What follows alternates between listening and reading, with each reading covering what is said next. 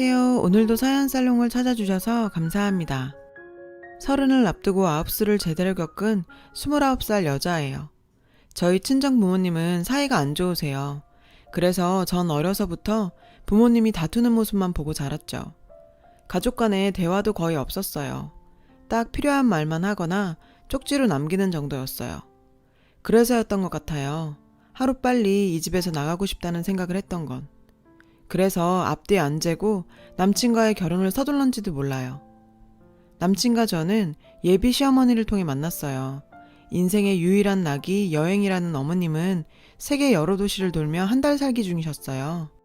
본격적인 블로거까지는 아니지만 각 도시에서 찍은 사진과 간단한 날짜기 정도를 개인 블로그에 올리기도 하시고요. 50 넘은 나이에도 젊은 사람들 못지않게 영어도 잘하시고 체력도 상당히 좋으세요. 장기 여행에도 끄덕 없을 정도로요.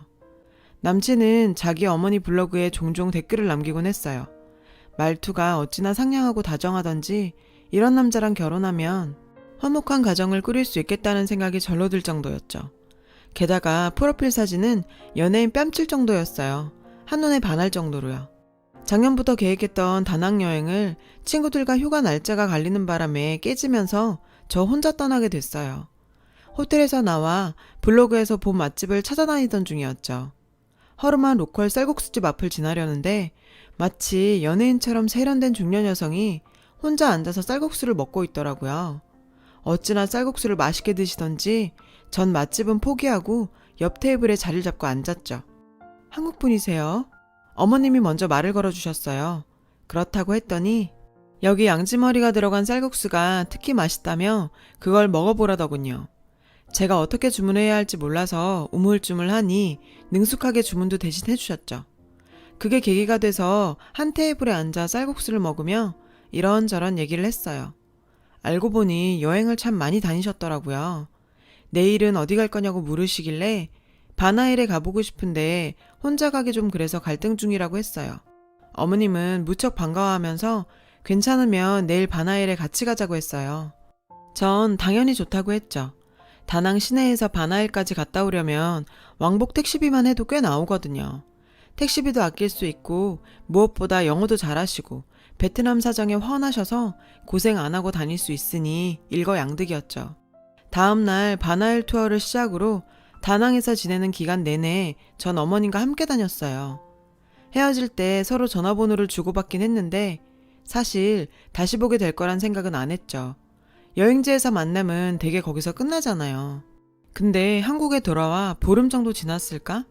어머님한테 전화가 왔더라고요. 그게 인연이 돼서 서울에 와서도 어머님과 자주 만나서 쇼핑도 하고 브런치도 즐겼죠. 그러다 어머님 주선으로 자연스럽게 남친과도 만나게 됐고요. 예비 시어머니는 동년배분들과는 다르게 젊고 세련된 사고방식을 가진 분이셨어요. 여행을 많이 다니셔서 그런지 사고가 깨어있는 분이셨죠. 이런 분을 예비 시어머니로 만난다면 고부간의 갈등은 없을 것 같았어요. 지영씨, 만나는 사람 있어? 없으면 우리 아들이랑 정식으로 만나볼래? 꽤 나이스한 친구야. 봐서 알겠지만 핸섬하고. 어때? 어머님은 제가 마음에 드셨는지 그이와 만나보라고 중간에서 다리를 놔주셨어요. 나중에 알고 보니 남친한테도 저한테 했던 것처럼 절 만나보라고 권했다더군요. 이때부터 어머님은 계획이 있었던 거예요. 그렇게 어머님 소개로 소개팅을 하게 된 남친과 전 얼마 뒤 본격적으로 교제를 시작했어요. 당시 남친은 대기업에 다니고 있었는데 저희 부모님은 그 얘기를 듣고 무척 좋아하셨죠. 인물도 좋고 사람도 진중하고 직장까지 번듯하니 사윗감으로 더 바랄 게 없다고요.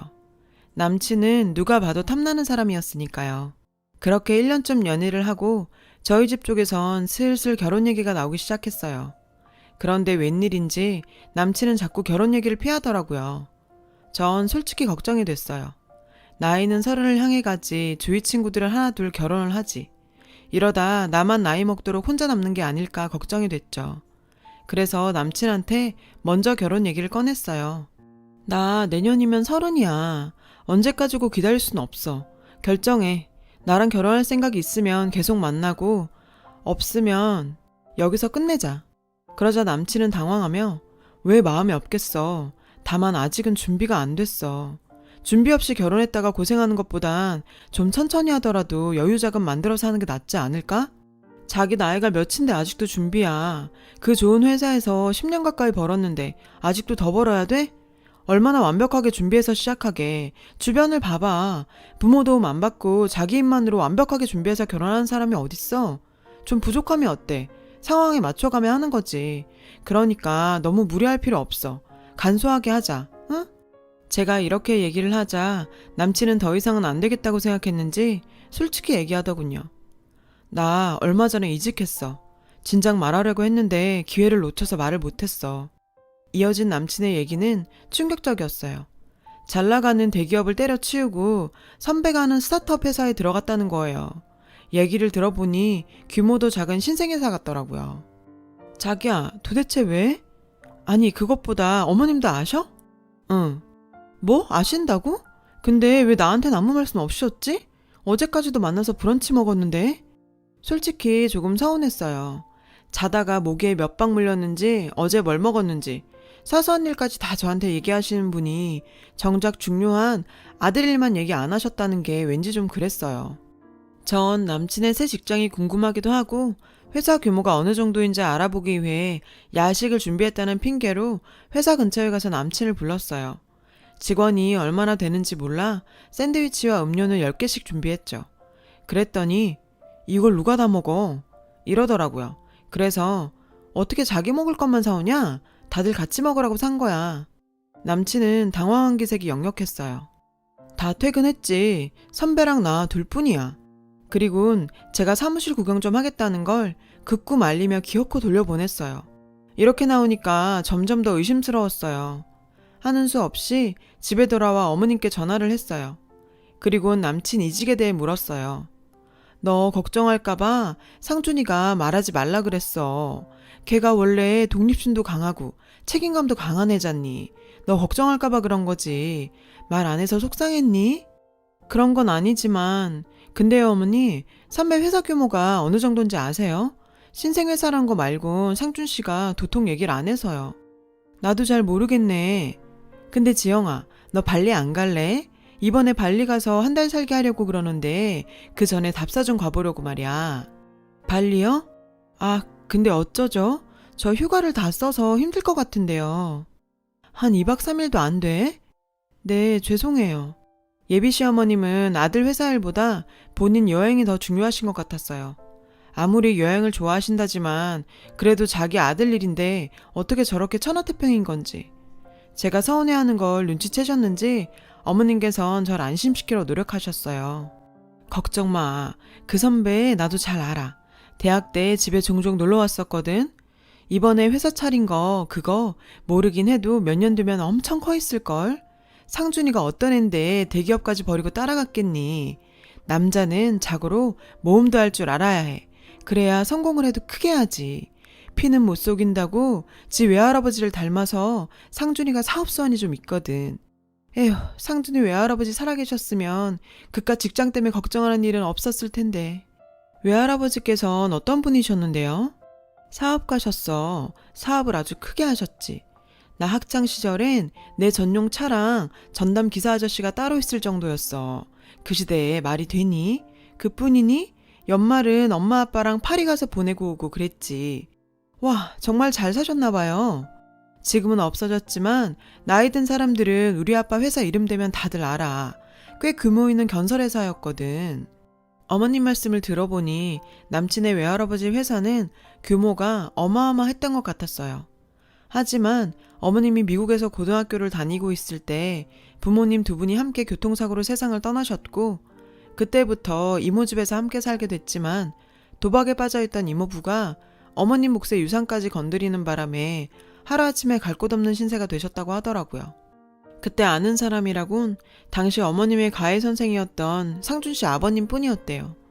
염치불구하고 과외 선생님 자취방에 들어가 지내다가 상준 씨를 갖게 됐고 혼인신고를 하고 살았다고요. 하지만 상준 씨가 초등학교에 들어가던 해에 두 분을 이혼을 하셨고 그때부터 어머님 혼자 아들을 키우면서 사셨대요. 아버님은 연락 안 되세요? 죽었는지 살았는지 알고 싶지도 않아. 어머님께 들은 아버님 얘기는 그게 다였어요. 얼마 뒤 늦은 밤 남친한테서 전화가 왔어요. 혹시 현금 좀 가진 거 있냐고 묻더라고요. 찾아놓은 돈은 없고 캐시카드에 들어있다고 했죠. 그랬더니 그럼 지금 갈 테니 카드 들고 나오라는 거예요. 그럴 거 뭐 있어. 계좌번호 불러. 이체해줄게. 순간 남친이 그러는 거예요. 아직 안전한 통장을 못 만들었어. 그냥 내가 지금 그리로 갈게. 당시 전 안전한 통장이 뭔지 몰랐어요. 나중에 알았지만 그때 이미 남친은 신용불량자가 된 상태였던 거예요. 그리고 며칠 뒤 퇴근 후 집으로 돌아오는데 자꾸 누가 쫓아오는 기분이 들더라고요. 그 후로도 며칠 내내 그랬어요. 그러던 어느 날이었죠. 회사 로비로 처음 보는 여자가 절 찾아왔더라고요. 저한테 확인할 게 있다고 했어요. 이상준 씨 아시죠? 둘이 어떤 사이예요? 그건 왜 묻죠? 그보다 누구세요? 자신은 상준 씨 전 여자친구라고 했어요. 얼마 전 연락 없이 상준 씨 사무실에 갔다가 저랑 둘이 만나는 걸 봤다는 거예요. 그래서 절 미행했대요. 미행하면서 보니까 제가 당했던 것과 비슷한 일을 겪고 있는 것 같아서요. 그쪽도 저처럼 사기당하고 있는 것 같아요. 그 모자한테. 믿을 수가 없었죠. 사기라뇨? 그게 무슨 소리예요? 사기를 당했다면 제가 상대한테 돈이든 물품이든 손해를 입었어야 하는데 전 그런 게 없어요. 아니, 내가 이런 얘기를 왜 듣고 있어야 해? 그쪽이랑 더 얘기하고 싶지 않으니까 가세요. 또 찾아오면 경찰 부르겠어요. 전 자리를 박차고 나왔어요. 그리고 남친한테 전화를 걸었죠. 걔가 자기 회사까지 찾아갔어? 아, 미쳐. 걔 스토커야. 완전 또라이라고. 전에도 내가 사귀는 여자들 찾아다니면서 그런 식으로 내 여친들 떼어냈다고. 아, 접근 금지 명령 나와서 안심하고 있었는데 걔가 널 괴롭힐 줄 몰랐다. 다음에 걔 또 거기 가면 절대 만나주지 마. 알았지? 뭔가 심상치 않은 일이 일어나고 있다는 걸 눈치챈 건 얼마 뒤였어요. 예비 시어머님이 좋아하시는 치즈케이크를 사들고 집으로 향했어요. 현관을 막 들어서는데 안방에서 어머님과 남친 싸우는 소리가 들리더라고요. 도대체 이 돈 다 어디다 썼어요? 설마 그놈이 한 달 살게 하는데 쓴 건 아니죠? 말해봐요. 그럼 어떡해. 한국에 있으면 답답해 죽을 것 같은데 역마살이 돌아 그런가 안 나가고 있으면 온몸이 다 아프단 말이야. 엄마, 지금 내 상황이 어떤지 몰라요? 내가 왜 잘 다니던 회사 때려치고 그지 같은 데 가서 있는지 몰라 그래요? 엄마 사채 빚 갚느라 퇴직금 뺏쓰고 이젠 신용불량자까지 됐다고요. 온전한 직장엔 들어가지도 못한다고요. 지영이는 결혼하자고 난리지. 난 당장 먹고 죽을 돈도 없는데 엄만 여행 가느고 돈 달라지. 도대체 나보고 어쩌라는 건데요. 나보고 어쩌라고. 맙소사. 그제야 모든 게 이해가 됐어요. 퇴사를 당했던 이유도 안전한 통장이 없다는 말의 의미도 당장 결혼을 할 수 없다는 이유도 말이죠. 전 그 길로 돌아서 나왔어요. 충격을 받은 탓도 있지만 그보다 제가 이 사실을 다 안다는 걸 상준 씨가 몰랐으면 해서요. 알면 분명히 상처받을 테니까요. 며칠 뒤 어머님께서 저에게 전화를 하셨어요. 근처 카페인데 잠깐 얼굴 좀 보자셨죠. 예, 지영아, 여기야. 어머님은 절 보자마자 대뜸 여행 얘기를 꺼내셨어요. 지영아, 너 나랑 조지아 안 갈래? 조지아요? 응, 이번에 거기서 한 달 살게 할 건데 너도 같이 가자. 응? 어머님, 제가 어떻게 거길 가요? 회사는 어쩌고요? 안 되니? 그럼 지영아, 너 혹시 돈 좀 있니? 내가 통장에 돈을 이체해두긴 했는데 수표라 바로 못 빼네. 한 500, 아니 300 없니? 불과 며칠 전에 상준 씨와 돈 때문에 싸우는 모습을 본 터라 어머니 말씀에 믿음이 안 갔죠. 그래서 상준 씨랑 통화할 생각으로 휴대폰을 손에 쥔 채 화장실에 다녀오겠다고 자리를 떴어요. 절대 빌려주지 마. 절대로 우리 엄마한테 돈 주면 안 돼. 알았지? 내가 바로 갈 테니까 엄마 좀 잡아놓고 있어. 응, 알았어. 아니나 다를까 제 예상이 맞았어요. 어머님은 조지아로 한 달 살게 하러 가기 위해 돈 꾸러 다니는 중이라고 하더라고요.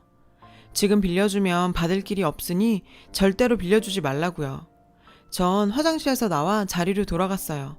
그런데 어머님이 안 계시더라고요. 혹시 내 지갑을 가져간 건 아닌가 싶어 가방을 열어봤더니 다행히 지갑은 그대로 있더군요. 잠시 뒤 상준 씨가 헐레벌떡 달려들어왔어요. 별일 없었다고 말했어요. 다만 화장실에서 나와보니 어머님은 가버리시고 안 계셨다고. 상준 씨는 그제야 모든 상황을 털어놨어요.